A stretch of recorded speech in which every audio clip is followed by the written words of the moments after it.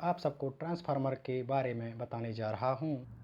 So basically what is transformer? Transformer is a static device which transfer to voltage one circuit to another circuit without change of frequency। यानी कि transformer एक स्थितिक युक्ति है। इसमें मतलब कोई भी पार्ट घूमने वाला नहीं होता, जो कि वोल्टेज को एक स्थान से दूसरे स्थान तक ट्रांसफ़र करता है बिना किसी आवृत्ति यानी फ्रिक्वेंसी को बदले। सो फर्स्ट ऑफ ऑल इस वीडियो में हम ट्रांसफार्मर के पार्ट्स के बारे में समझेंगे। ब्रीदर क्या होता है, मेन टैंक कहाँ होता है, कंजर्वेटर कहाँ होता है, बुशिंग कहाँ होती है, रेडिएटर कहाँ लगा रहता है, इन सब के बारे में हम भी इस वीडियो में समझेंगे। चलिए शुरू करते हैं। मेन टैंक जो होता है यह पूरा अंदर से खाली होता है, जिसमें मेनली 3 चीज़ें होती हैं। एक होता है कोर, उसके बाहर कोर के बाहर की गई होती है बाइंडिंग, और बाइंडिंग को टैंक में रखा जाता है और उसमें खाली जगह में नेफ्था ऑयल भरा जाता है। सबसे पहले हम कोर के बारे में समझते हैं कि ट्रांसफार्मर का कोर क्या होता है। देखिए, जो कोर होता है वह कोर का मतलब होता है मध्य भाग, मतलब ट्रांसफार्मर के एकदम बीचों बीच। बेसिकली जो कोर होता है वह माइल्ड स्टील या नरम लोहे का बना होता है। इसको मोटा किया जाता है, लेकिन एक ही लोहा लेकर मोटा नहीं किया जाता। इन्हें पत्तियों को जोड़कर या छोटी छोटी स्ट्रिपों को जोड़कर बनाया जाता है, जिससे कि एडी करंट लॉस उत्पन्न ना हो। अब इस कोर के ऊपर कॉपर यानी तांबे के तारों की बाइंडिंग की जाती है। बाइंडिंग मतलब को कॉपर की जो स्ट्रिप रहती हैं उनके ऊपर गोल गोल करके कॉपर का वायर लपेटा जाता है। यह बाइंडिंग 2 परतों में होगी। इन परतों को अलग अलग करने के लिए हम एक इंसुलेट पेपर या इंसुलेटेड लेप का उपयोग करते हैं। अब इस कोर के ऊपर जो बाइंडिंग लपेटी गई है इसे उठाकर हम मेन टैंक में रख देते हैं। लेकिन बाइंडिंग रखने के बाद भी इसमें खाली जगह रहती है। हम उस खाली जगह में नेफ्था ऑयल भर देते हैं, क्योंकि जब ट्रांसफार्मर फुली लोडेड होता है तो बाइंडिंग गर्म होती है, तो नेफ्था ऑयल उसे ठंडा करने के लिए उपयोग में आता है। मेन टैंक के ऊपर ही एक छोटा जो टैंक है उसको कंजर्वेटर बोलते हैं। ये जो तेल होता है जब आप डायरेक्ट मेन टैंक में नहीं डालते।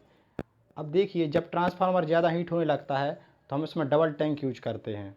ये जो टैंक नीचे वाला पार्ट है ये मेन टैंक होता है, और जो ऊपर वाला एक छोटा सा टैंक लगाया गया है ये दोनों टैंकों को आपस में जोड़े रहता है। इस छोटे टैंक को कंजर्वेटर टैंक या एक्सपेंशन टैंक कहते हैं। इस टैंक को आधा भरा जाता है, क्योंकि हीट होने पर इसका लेवल बढ़ता है, तो इसके लिए खाली जगह रखना चाहिए। तो आप कहेंगे कि इसको खाली ही क्यों नहीं रख देते। तो आप कहेंगे कि इसको खाली ही क्यों नहीं रख देते, क्यों? देखिए, कभी कभी जब तेल की कमी होने लगती है तो यह टैंक उसकी पूर्ति कर देता है। इसके बाद कंजर्वेटर के पास में एक छोटा सा डिब्बी दिख रही होगी आपको, उसको ब्रीदर कहते हैं। ब्रीदर को हमेशा कंजर्वेटर टैंक के ऊपर लगाया जाता है। यह सामान्यतः नीले रंग का दिखाई देता है, ब्लू कलर का दिखाई देता है। इसके अंदर भरा होता है सिलिका जेल। इसका काम है मॉइस्चर को सोखना। जेल का काम है मॉइस्चर को सोखना। जब ऑयल नीचे जाएगा तो उसको ब्रीदर के थ्रू हवा भरेगी, जो सिलिका जेल को पार करके जाएगी। यह जेल उसके अंदर की नमी को सोख लेगा। लेकिन सिलिका जेल की एक खराबी है कि यह धूल के कण को नहीं सोख पाता। ट्रांसफार्मर हमेशा सड़क पर लगा रहता है, जहाँ हमेशा धूल उड़ती रहती है। अब इन धूल को सोखने के लिए क्या किया जाता है कि इस ब्रीदर के नीचे एक छोटा सा जार बना दिया जाता है, जिससे हम लोग इस डिब्बी में तेल भर देते हैं, और यह ऑयल क्या करता है, धूल को चिपका लेता है और ऊपर सिलिका जेल मॉइस्चर को चिपका लेती है, जिससे कि मॉइस्चर और ह्यूमिडिटी को चिपका लेगा। केवल प्योर एयर ही अंदर जाएगी और बाकी नमी बाहर रह जाएगी। मान लीजिए ट्रांसफार्मर ज़्यादा हीट हो गया, ओवरलोड हो गया, ब्लास्ट होने वाला है, तो ज़रूरी ये है ना कि इसमें कि एमसीबी की तरह कुछ लगा दिया जाए जिससे कि ट्रांसफार्मर ऑफ हो जाए, ज़्यादा हीट ना हो, तुरंत ऑफ कर दे। अब इसके लिए क्या किया गया, इसके लिए लगाया गया बकोल्स रिले। यह एक मशीन है। बकोल्स रिले में एक स्विच की तरह होता है, ना कि उसे दबाना पड़ता है। एक ऐसा मशीन होता है ट्रांसफार्मर में जिसको इलेक्ट्रिक से कोई मतलब नहीं है। इसके अंदर एक स्विच होता है, और यह स्विच को दबाने की कैपेसिटी पारा यानी मरकरी जैसे ही यह गर्म होगा तो पावर हाउस स्विच को ऑन कर देगा और ट्रांसफार्मर की सप्लाई कट हो जाएगी।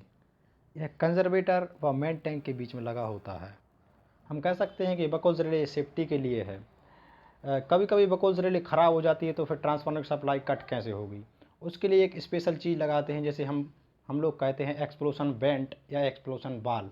यह एक लंबी पाइप की तरह दिखती है। जब ट्रांसफार्मर बहुत हीट होने लगता है तो तेल गर्म हो जाता है और यह ऑयल कंजर्वेटर में चला जाएगा। बाकी का ऑयल इस पाइप में आ जाएगा। इस पाइप का मुँह होता है कमज़ोर मेटल का, जो कि यह फट जाता है और इससे तेल बाहर आ जाता है ताकि दुर्घटना ना हो। तो हम कह सकते हैं इसे एक्सप्लोशन वेंट या एक्सप्लोशन वाल्व कहते हैं।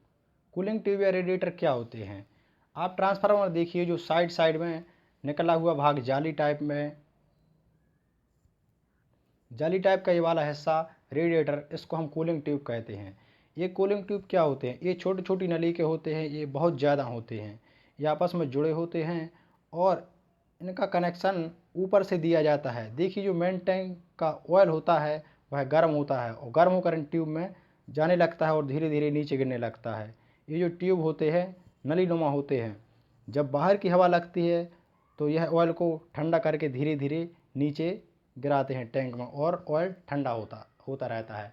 ऐसा प्रोसेस गर्म होने पर बार बार होता रहता है, जिससे कि ट्रांसफार्मर के ऑयल का टेम्परेचर मेंटेन बना रहे। अब समझते हैं ट्रांसफार्मर को हम सप्लाई कैसे मिलती है। तो देखिए, बहुत हाई वोल्टेज रहता है। हाई वोल्टेज को हम घरों में तो नहीं ले जा सकते। इसके लिए ट्रांसफार्मर में आपको टर्मिनल दिख रहे होंगे, एक तरफ 3 और एक तरफ 4। ये जो बड़े वाले रहते हैं इनको टर्मिनल ना बोल के ट्रांसफार्मर की लैंग्वेज में से इन्हें बुशिंग कहते हैं। जो बड़े वाले टर्मिनल हैं वो ST टर्मिनल हैं, वो जो छोटे वाले टर्मिनल हैं LT टर्मिनल हैं। जो स्टेशन से लाइट आती है उनको ST टर्मिनल में कनेक्ट रहती है। जैसा कि आप देख सकते हैं कि जो सप्लाई आई है ये तीनों ट्रांसफार्मर में जुड़ी हुई हैं। और इस तरफ से जो LT टर्मिनल हैं, LT बुशिंग बोल सकते हैं, जिससे कि हम इसको डिस्ट्रीब्यूट करके अपने घरों तक ले जा सकते हैं। तो आशा करता हूँ कि आप सबको ट्रांसफार्मर के पार्ट्स के बारे में जानकारी प्राप्त हुई होगी। Thank you so much.